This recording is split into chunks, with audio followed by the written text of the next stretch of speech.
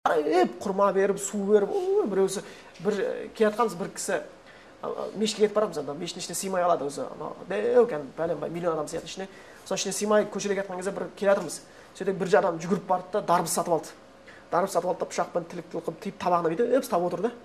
Аллаху акбар деген жүгіріп анаған бір тілік сап кетіп жатыр. Жаңағы не? Өйткені сен біреудің аузын аштырсаң, тура сонысында ораза ұстағандай сауап аласың да. Болды, сен оған бір-ақ жұтым сумен аштыршы, бір құрмадан алып кетесің, сауап болды. Тойғызбасаң да. Және бір ораза ұстаған сауабын алып кетесің. Сол үшін ауыз ашқан кезде ауыз ашуға да кәдімгідей асу керек, және ол кездегі дұға қабыл болады.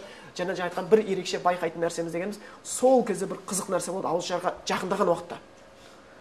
Тыныш болып қалады, құлағың тұншығатындай. Бір тыныштық, машиналарында дауыс азайып қалады. Ешкіммен сөйлеспей қалғанда, бәрі осылай ауыздар тым-тырыс болып қалады да. Ол кәдімгі ауыз ашар уақыт сәт жақындаған кезде ораза ұстағанның дұғасы кері қайтарылмайды деген да, хадисте кері қайтарылмайды. Онда пайдаланып қалуымыз керек. Әкелеріміз бар, шешелеріміз бар, әйелдеріміз бар, бала-шағаларымыз бар, туғандарымыз бар, туысқанымыз бар, маңайда қаптаған ел-жұрт бар, жақсы көретін кісілеріміз бар. Соларға дұға жасауымыз керек шығар, өзімізге дұға жасауымыз керек шығар. Қарызымыз бар шығар, ауруымыз бар шығар, басқамыз бар шығар. Барқанда бәрі біттәскәм дүние деп өзбектер айтқан сияқты, әйтеуір бәрі кім бүтін болып кетті бұл өмірде. Бәріміз Аллахқа мұқтаж, сол мұқтаждықты сезіну өзі бір жаңағы құлшылықтың қатарына кіреді екен. Сондықтан сол нәрсені бір қатты ескеріп қалуымыз керек. Енді оразаға байланысты мына хадистерге көңіл бұрсаңыздар, бір нәрсеге кеп, бір нүктеге кеп ұрыла береді. Жоғарыда бір хадис айтып кетті, оны айтады. Ман сома рамадана иман ва ихтисам гуфрил ма тақаддама мин замби. Кімде-кім Рамазан айының оразасын иманмен және сауым етіп ұстаса, гуфрил ма тақаддама мин замби. Ілгері күнәсі кешіріледі. Ман қома Рамадан иман ва ихтисам гуфрил ма тақаддама мин замби. Кім Рамазан айында тараух намазын, біз тараух деп кеттік қой енді. Сол жаңағы тахажжуд намазы ғой пайғамбарымыз оқыған. Сол түннің ортасында намаз оқитын болатын болса, Рамазан айында не? Оның ілгері күнәсі бәрі кешіріліп кетеді. Күнәсі кешіріліп кетеді деген нәрсеге келіп тіреле береді.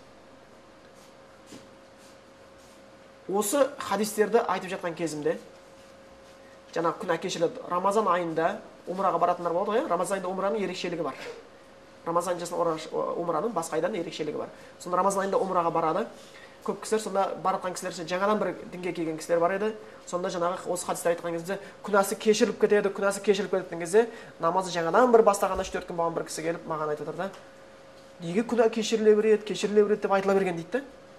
Менің көп күнәм жоқ дейді. 3-4 күнәм бар дейді, соны оңай кешірсе болды дейді. Ананың бәрін кешіріле береді деп. Маған енді күнәнің кешіріле беруі емес мәселенің бәрі. Құдай бірдеңе бере ме деген сияқты ғой онда деген сияқты. Сонда көп адамдар Құдайға құлшылық жасау ниетімен емес, Құдайды өзіне құл қылып алғысы келеді да көп адамдар. Құдай оған беру керек сияқты, мен болды, мен намаз оқыдым давай деген сияқты.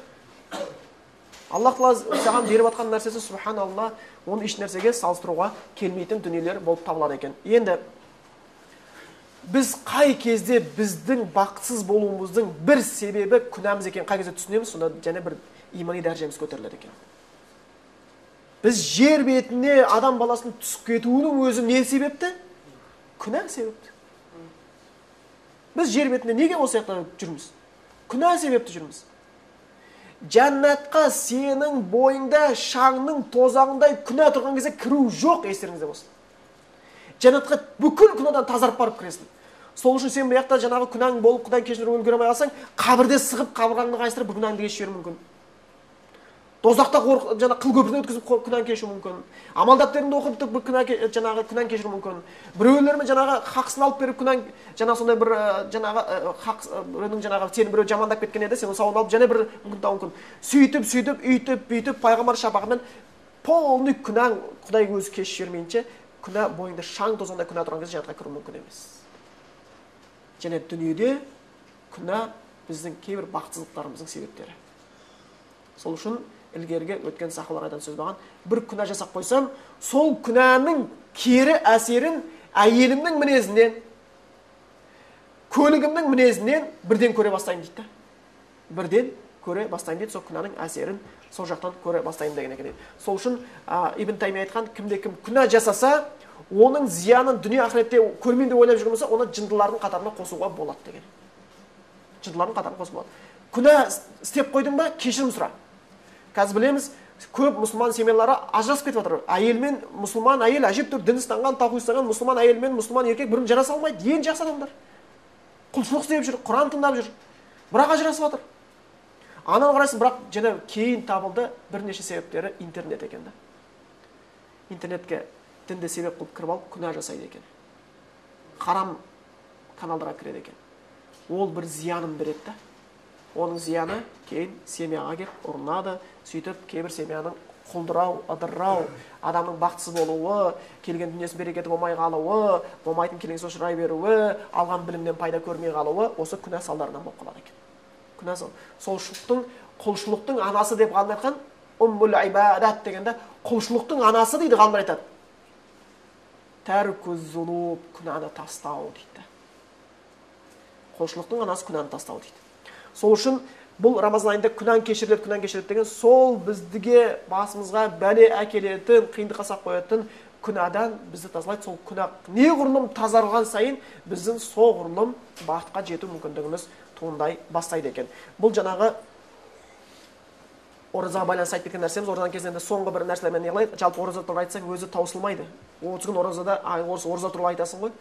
Аллах сондай құрметті ғана ай, бұл жаңағы айда енді біз жаңағы Құранның түскендігі, тура сол оразаның ішінде қадір кешінде түсіргендігі, осы Рамазан айында Құран аяттарына тоқтайтын болатын болсақ, өзінше бір тақырып болып кететін еді. Бірақ бір нәрсеге тоқталып өтейік. Және осы тақырыбымыз ішінде айырылып кеткен нәрсенің бірі ораза ұстағанның дұғасы қабыл болады дедік. Енді сіздер Бақара сүресіне келеді. Сол қазір қаншасыншы аяттар екен? 183 па, сол қарап көресіздер. Жалпы мынандай жаңағы біз айтқан аяттан басталады. Я юхалладина аману, ай иман келтіргендер, кутиба алейкумус сиям, сендерге ораза парыз болды. Кама кутиба алейкум мен қабликум лаам таттақун, ilгергілерге парыз болған сияқты Құдайдан қорқарсыңдар әлбетте деген аяттан басталып, жаңағы ухилла лакум лайлата сиям раф ила нисаикум, Рамазан айының кештерінде ауыз ашып болғаннан кейін әйелдеріңе жақындауға рұқсат деген аят, жаңа оразаға қатысты бірнеше аят бар. Сол аяттың ішінде ораза туралы сендерге ораза парыз болды, шахр рамаданнан соң фигли Құран, Рамазан айы оларға Құран аяты түсті деген сияқты. Фаман кана минкум мардан ала сафарин файда мин аям ухар, кімде-кім сендерден ауыр болып қалса, сапарда болса, басқа күн ораза ұстаса болады. Жаңағы кімде-кім аман тадау хайрун фа хайруллах, кімден жақсылықты артық істеймін дейтін болса, оған өзі үшін жақсылық болады деген сияқты аяттың бәрін айтып кетті, бірақ арасында бір аятты кіргізіп жіберді Аллах Тағала. Қарасаң ішінде Рамазан туралы айтылмаған. Рамазан туралы аяттардың ішін бәрін ішіне айтып кетті, ішіне бірақ бір аятты кіргізіп жіберген. Кәпірлер кей кезде ол нәрсені түсінбейді. Сөйтіп көп кәпірлер Құран зерттеген кезде Құраннан кемшілікті не деп айтқан? Құран аяттары тәртіпсіз орналасқан дейді. Өйткені бір тақырыпты айтып кетеді, шатасып кетеді дейді тақырып. Олар түсінбегендіктен, жүректерін ашпағанда Құдай Тағала. Бұл жерде Рамазан ораза туралы аяттар айтып кетіп, бірақ ортасына бір аятты кіргізіп жіберуі Рамазанға қатысы жоқ аяттың қатысы бар, оның үлкен хикметі бар. Тура қақ ортасына кіргізілуінің себебі ол аят қандай аят? Мынандай аят екен. وَإِذَا سَأَلَكَ عِبَادِي عَنِّي فَإِنِّي قَرِيبٌ.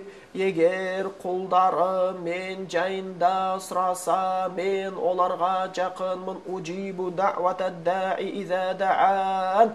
Сұраушының тілегін беремін сұраса деген аят.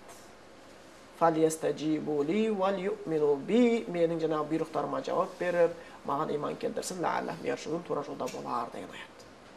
Дұға аят. Құлдарым мен жайында сұраса, айт деген сөзді кіргізбеген де тіпті. وَإِذَا سَأَلَكَ عِبَادِي. Егер сенен, яғни пайғамбар Мұхаммад айтып отыр ғой, құлдарым мен жайында сұраса, дейді, Аллах Тағала айтады. Мен жайында сұраса дейді. Құл деп айтпайды, айт демейді. Бірден тіпті айт деген сөзі пайғамбардың сөзінің ортасына жаңағы қыстырмасты, кіргіздірместен дейді, фәинни бірден айтады, мен расында жақынмын дейді.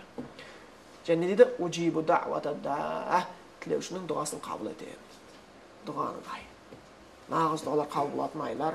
Сол үшін сол бір мүмкіндікті қатты пайдаланып, кәдімгі күндізгі оразамызда, ауыз ашатын сәттерде, жаңа түнде оқыған тәһәжжүд намаздарымызда, енді біз тарауых деп кеттік, сол намаздарда осы тұстарға барынша көңіл бұрып қалайық. Аллах Тағала біздердің білмеген болса бізге содан білім берсін, ұмытқан нәрселеріміз болса Аллах біздің есімізге салсын, қате кемшіліктеріміз болған болса Алла оны кешірсін, мейіріміне бөлесін. Осы Рамазан айын, сол пайғамбарымыз асық өткен Рамазан айына деген сондай бір қызығушылықты, соған деген бір жақсы сезімдер бізге де Аллах Тағала нәсіп еткен болсын. Сол Рамазан айына аман есен бәрімізді жеткізсін. Оған дейінгі күндерде Аллах бізге берекетін жаудырсын. Және сол Рамазан айының сол қасиетін өзімізге де, бала шағамызға да, әйелдерімізге де сезінуді Аллах нәсіп етіп, сол істеген құлшылықтарымыздың, дұғаларымыздың кешірім өтінімізді кешірім қабыл етіп, осы Рамазан айы бізбен сіздердің күнәларымыздың шайылып кетуіне себеп болатын бір ай болып, және біздің жәннатқа баратын жолымызды жеңілдетсін. Субханак Аллаху бихамдика,